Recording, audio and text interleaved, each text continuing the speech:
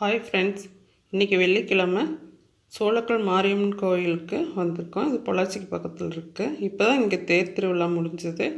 அப்போ கூட இன்றைக்கி ரொம்ப கூட்டமாக இருக்குது.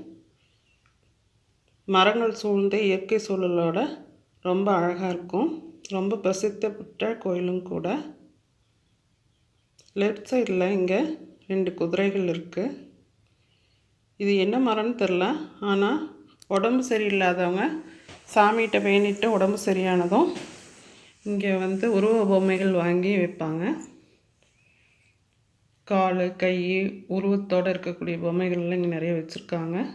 குழந்தை இல்லாதவங்க குழந்த வரம் வேண்டிட்டு இந்த மரத்தில் தொட்டில் கட்டி வழிபாடு செய்வாங்க.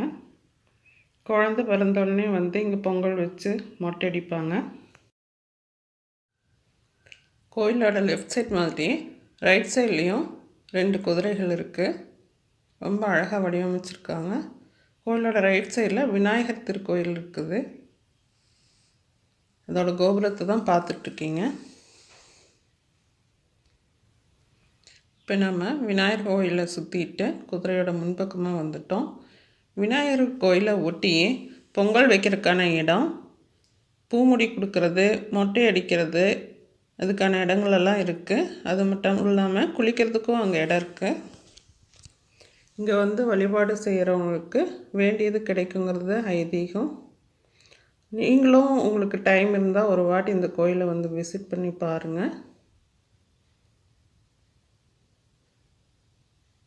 நடந்துகிட்டே வீடியோ எடுக்கிறதுனால கொஞ்சம் வீடியோ ஷேக் ஆகிற மாதிரி இருக்குது. கடைசியாக நம்ம கொடிமரத்தை வணங்கிட்டு கிளம்பிட்டோம். Thank you friends.